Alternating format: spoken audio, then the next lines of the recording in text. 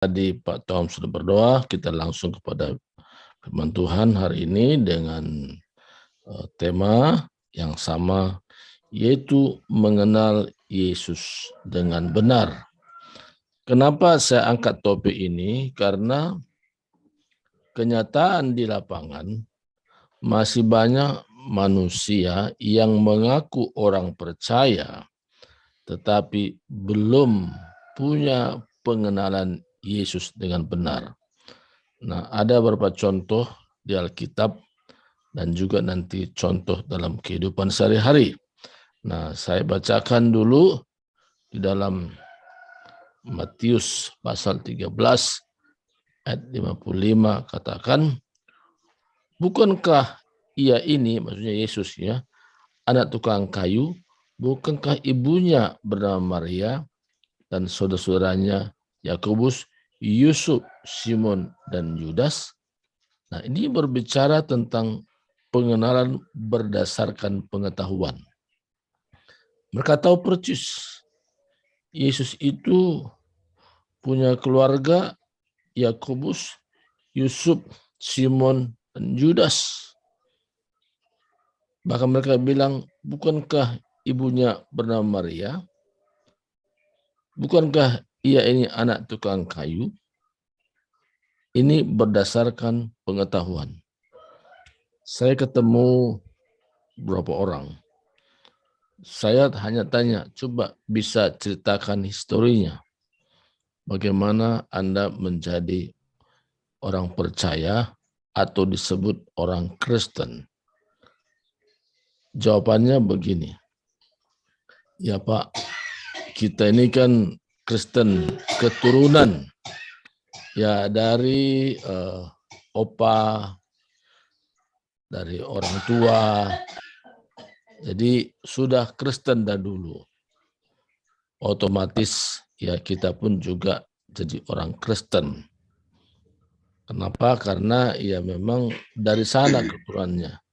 Jadi keturunan orang Kristen. Nah, jadi itu menurut pengertiannya. Jadi saudara kasih Tuhan, jadi dia berpikir bahwa Kristen berdasarkan pengetahuan atau keturunan ini sudah cukup.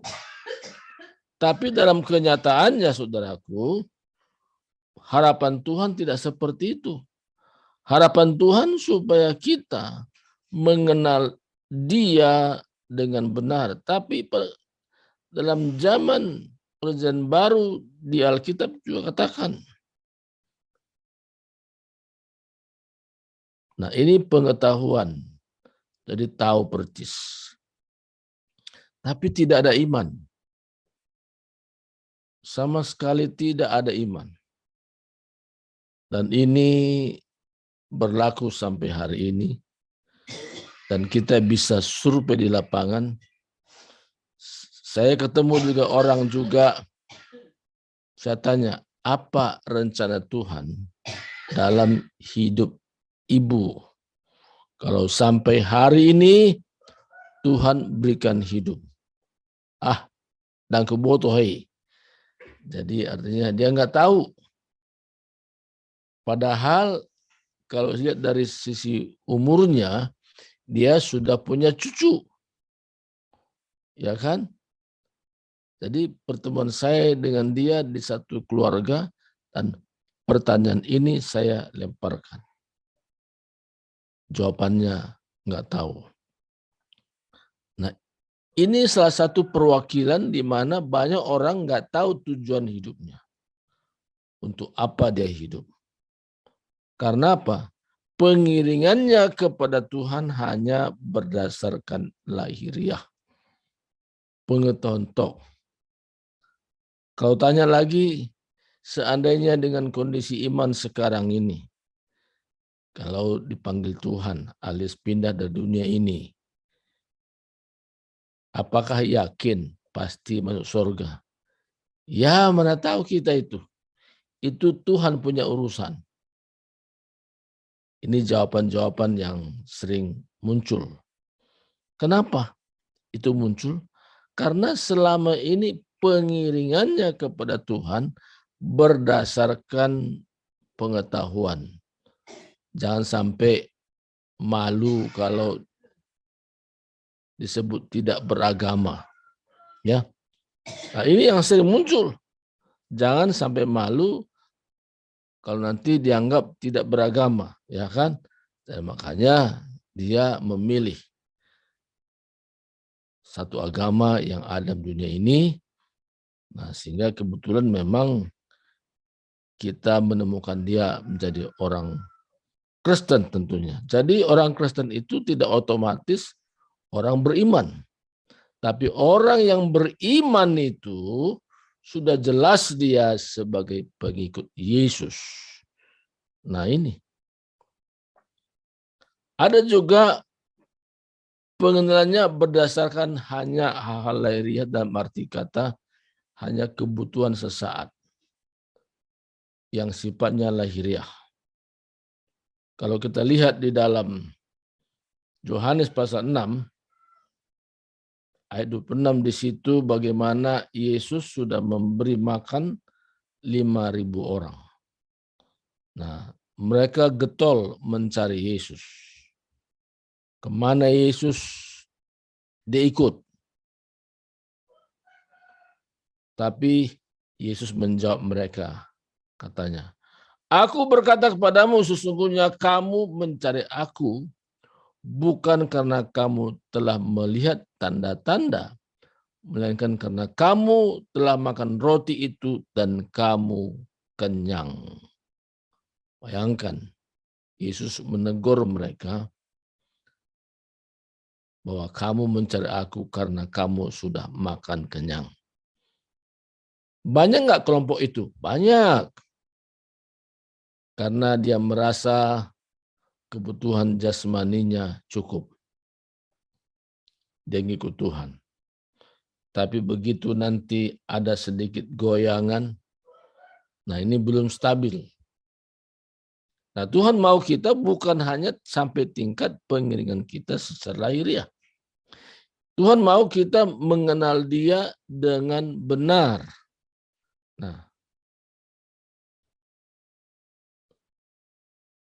karena adanya komunitas The Power of Love ini tujuannya supaya kita dituntun, supaya mengenal Tuhan dengan benar. Bukan sekedar kumpul saja, tapi benar-benar memahami untuk apa kita hidup. Kita mengerti apa tujuan hidup kita di hadapan Tuhan. Karena Tuhan punya rencana yang indah atas hidup kita. Satu contoh lagi di dalam Alkitab dikatakan di mana ada 10 orang kusta. 10 orang kusta ini dia minta supaya Tuhan Yesus sembuhkan dia. Karena dia dengar berita kemana-mana Yesus menyembuhkan orang sakit. Dan 10 orang kusta ini datang kepada Yesus. Sesudah sembuh semuanya, yang kembali datang kepada Yesus hanya 1. Maka Yesus bertanya, bukankah ke-10 orang tadi semuanya telah sembuh atau tahir? Di manakah yang 9 orang itu? Pertanyaan lagi dari Yesus.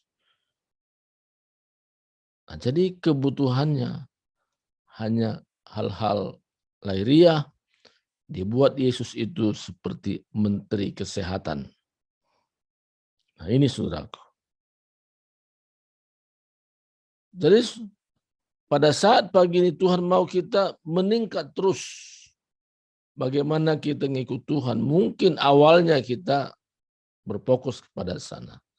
Tapi bukan hanya berhenti di bidang itu. Kita mau meningkat. Kita tidak mau seperti tertulis dalam Filipi pasal 3 ayat 19 katakan, kesudahan mereka ialah kebinasan. Tuhan mereka ialah perut mereka. Kemuliaan mereka ialah aib mereka. Pikiran mereka semata-mata tertuju kepada perkara duniawi. Ini kenyataan yang sekarang. Maka jangan kaget ya. Orang yang secara lahiriah kelihatannya wah, tapi ketika ada goncangan, di situ tidak kuat. Karena apa? Karena dia tidak meningkat pengenalannya akan Tuhan. Tapi kita yang hadir pada saat ini, Tuhan mau kita maju terus.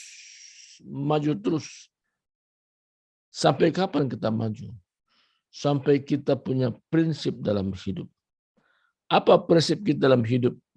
Kalau kita berkata kepada orang. Galatia 2 ayat 19 katakan, sebab aku telah mati oleh hukum Taurat. Artinya apa di sini? Kita tidak berfokus kepada aturan-aturan lagi. Supaya aku hidup untuk Allah. Aku telah salibkan dengan Kristus, namun aku hidup. Tetapi bukan lagi aku sendiri yang hidup, melainkan Kristus yang hidup di dalam aku. Dan hidupku yang kuhidupi sekarang dalam daging ialah hidup oleh iman dalam Anak Allah yang telah mengasihi aku dan menyerahkan dirinya untuk aku. Jadi kita sampai tingkat pengenalan seperti itu. Kita berkata, aku hidup bukan lagi aku yang hidup, tapi Kristus yang hidup dalamku. Dan apa bukti-buktinya? Kalau kita berkata, Kristus yang hidup dalam aku. Kalau kita mengikuti ibadah lewat online, Zoom seperti ini, kehadiran kita tidak tergantung kepada orang lain. Saya sedih kalau ada orang begitu dia masuk, tapi yang hadir sedikit dia left. Hati saya sedih, saudaraku.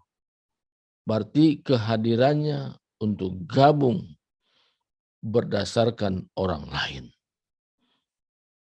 Tapi saudaraku, hari ini Tuhan ingatkan kepada kita.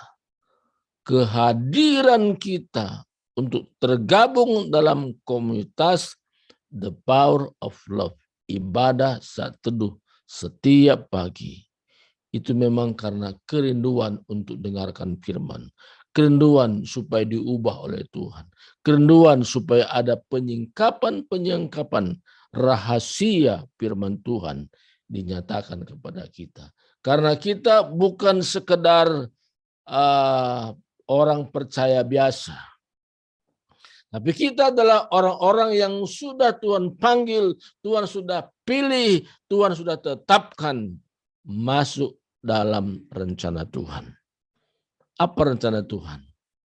Supaya melalui perkataan mulut kita, supaya melalui tindakan kita, orang lain mengenal Yesus Kristus, satu-satunya jalan kebenaran dan hidup. Tiada seorang pun bisa ke surga kalau tidak melalui Yesus. Siapakah menyampaikan ini? Kita yang sudah memahami dengan benar. Kita yang sudah menyerahkan diri kita kepada Tuhan dan kita berkata, inilah aku Tuhan.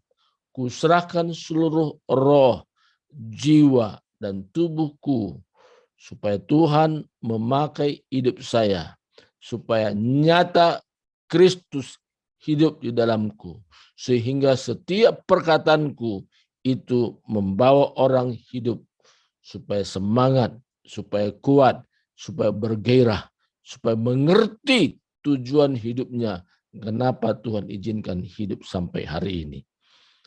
Kalau itu kita katakan kepada Tuhan, Roh Tuhan semakin dahsyat bekerja di dalam hidup kita. Pemakaian Tuhan makin meningkat dan makin meningkat. Karena perkataan kita, perkataan yang hidup, perkataan yang berkuasa. Kenapa bisa berkuasa? Karena di dalam hidup kita, Kristus yang hidup. Yang di luar itu hanya casing yang kelihatan adalah kita, ya. Tapi sebenarnya yang hidup adalah Kristus. Kalau itu menjadi tujuan hidup kita, nama Tuhan semakin dimuliakan.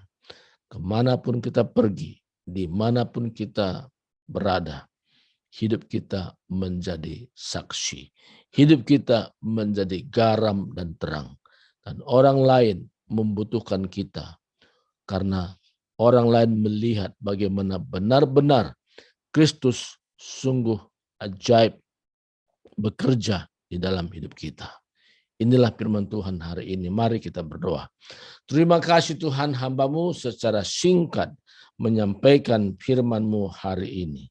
Biarlah Tuhan firman-Mu ini tidak sekedar pengetahuan bagi kami, tapi firman-Mu itu menjadi satu kehidupan bagi kami. Sehingga setiap langkah-langkah hidup kami tetap dalam pimpinan Tuhan. Perkataan dan tindakan kami selaras dengan maunya Tuhan. Terima kasih Tuhan, terpuji nama-Mu. Engkau yang menjabarkan firman-Mu yang kami sudah dengar ini lebih dalam lagi. Sehingga kami semua menjadi pelaku firman-Mu Tuhan. Terpujilah nama-Mu hari ini sampai selama-lamanya. Di dalam nama Yesus Kristus kami sudah berdoa dan bersyukur. Haleluya. Amin. Serahkan kepada Ibu Tiar. Iya, baik. Terima kasih Pak Surbakti buat firman Tuhan yang sudah disampaikan, yang sudah memberkati kita semua. Sebelum kita masuk ke breakout room, mungkin ada yang mau kesaksian satu orang, boleh waktunya 4 menit sambil Pak Surbakti menyiapkan breakout room. Silakan Bapak Ibu yang berhubungan dengan firman Tuhan tadi. Mungkin ada yang mau menyaksikan kasih Tuhan. Kami persilakan.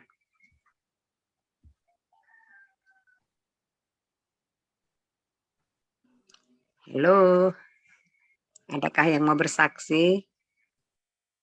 Ini Pak Yuliman, udah lama saya nggak dengar suaranya ini. Pak Yuliman, adakah yang mau disampaikan atau disaksikan pagi hari ini? Hah? Tidak ada. Tidak ada, semua beres. Beres. Beres ya, puji Tuhan. Ya. Yang lain tidak ada, Bapak Ibu?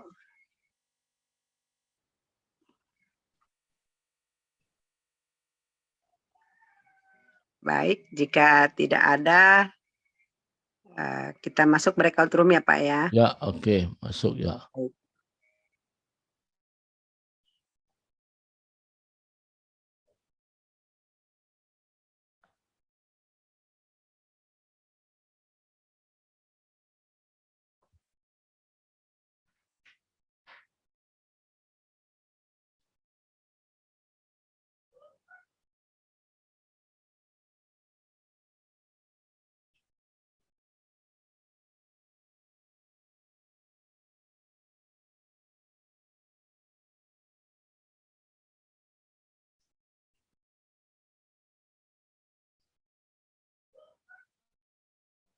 Ini